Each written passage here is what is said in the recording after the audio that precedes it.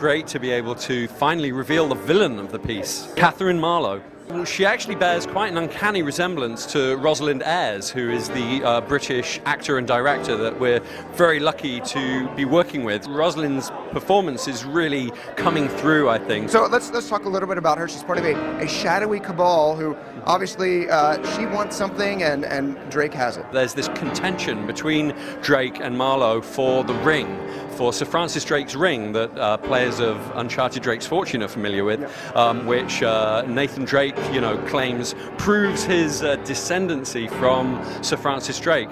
Well, Marlowe obviously has dibs on it as well, and so this is kind of the first phase of the adventure that will lead Drake around Europe and finally propel him into the mystic heart of the Arabian Peninsula.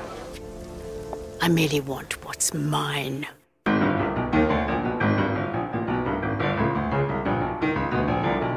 Seems to have quite a past with Sully. Well, I'm glad you picked up on that. A big part of the adventure of Uncharted 3 for us is more of an opportunity to focus on the relationship between Nathan Drake and his friend and mentor and partner in adventure, Victor Sullivan. And yeah, it's clear that there's some history there between Sullivan and Marlowe. It's a rich mix, and I think it's going to get us into some interesting, emotional, adventure-filled stuff. Would it be safe to say that Marlowe is going to be a very three-dimensional enemy and not sort of like, previously we've seen Lazarevich was a tank, and he was a huge badass and very hard to take down. Marlowe is definitely a departure for us in terms of a villain in the Uncharted series whose tendrils are more insidious, who operates more psychologically, is more of a kind of mess with your head villain. So that's giving us all kinds of excellent opportunities to do things that we haven't done before, and I think that the payoff for our audience is going to be a good one.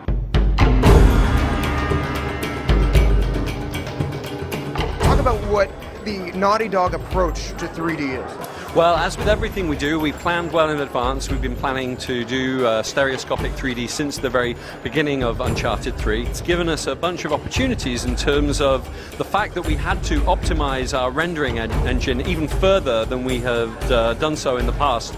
We've really, at this point, created the Naughty Dog engine 3.0. And so the optimizations that we made for stereoscopic 3D have really paid off for the 2D game as well, in terms of making the game run smoother, faster, and fundamentally look better.